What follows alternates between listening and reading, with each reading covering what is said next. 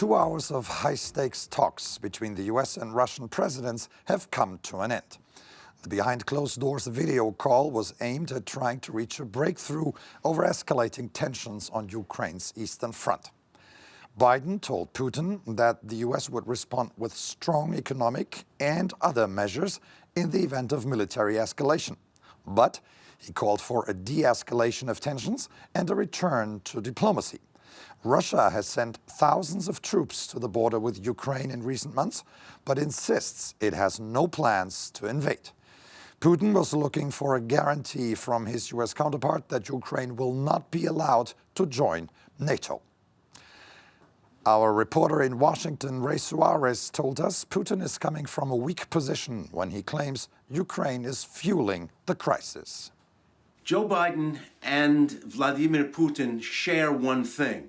They'd like to get through this period of U.S. and Russia-Ukraine relations without a hot war in the region.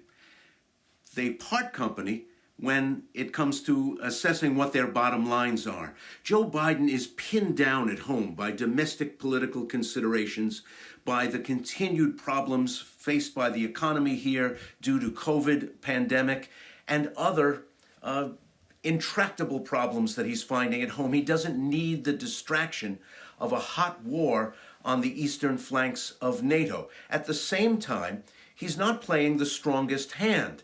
It is unclear what Biden could do beyond these sanctions. For instance, making it more difficult to change rubles into convertible currencies in banks worldwide. It's hard to know what he could do. He's trying to stay out of a hot war, stay out of a military confrontation with Russia, but he doesn't have the tools at his disposal that Putin has. For one reason, Putin can deal in allegations that simply don't hold any water. For instance, the amassing of troops is said by Russia to be caused by the threat that Ukraine poses to Russia. Well, that's sort of nonsensical on its face. Ukraine poses no threat to one of the most powerful armies on the planet, but this is the pretext under which those troops are massing on the border. Ukraine is still fighting an insurgency inside its own borders that's supplied by Russia. Joe Biden knows this. Vladimir Putin knows this. But the Russian leader, facing no domestic opposition, facing a president who doesn't have complete freedom of movement, knows that he can get away with a lot more than Joe Biden in this regard. Ray, is there a sense in Washington that Putin can be tamed at all?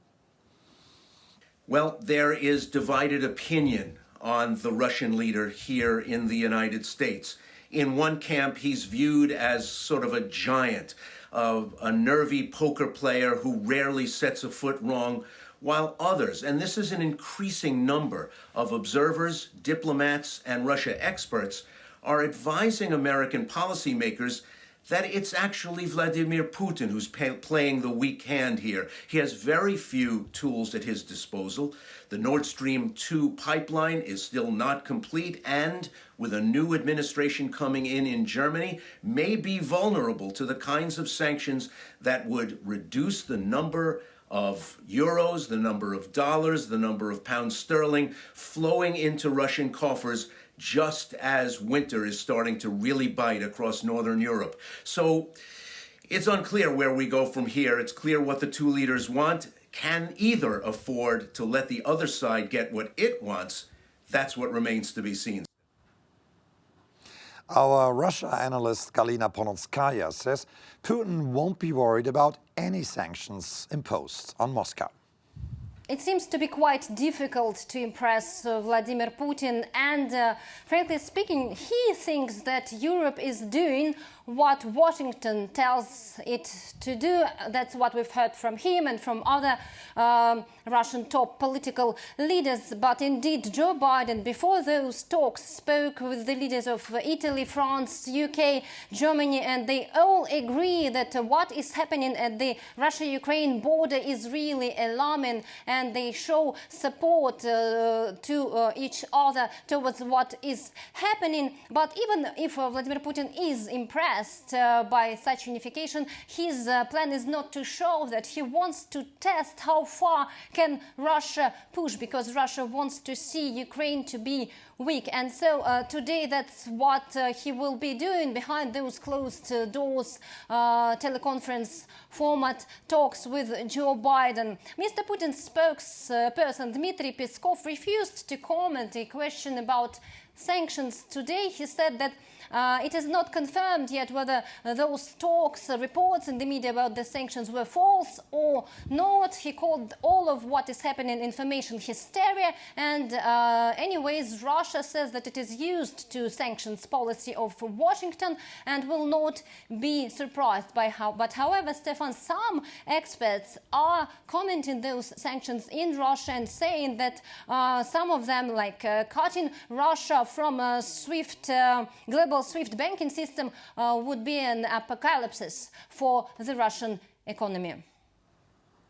Well, let me ask you this. What is Putin's endgame in Ukraine? Does he really think that he could risk a major international conflict over a, politically unstable neighbor? Well, many experts think that Vladimir Putin has not made up his mind yet, but he surely wants to show that Russia would not be afraid of any sanctions and would do what it needs to be done if it decides to. I have spoken with Andrei Kartunov. He is the head of Russia International Affairs Council, which is very close to the Kremlin. Well, he says that what is happening is not any preparation for any military intervention. He said that if Vladimir Putin wanted this, no one would even notice such preparations and would only understand when Russian soldiers would be already on the territory of Ukraine. Joining me now from London is Dr. Julie Norman, who is the Deputy Director at the UCL Center on US Politics. Good evening, Julie. It's great to have you on the show. So, Joe Biden wanted to reset US-Russian relations after the chaotic Trump years, even if Putin hasn't changed. Is he succeeding in this?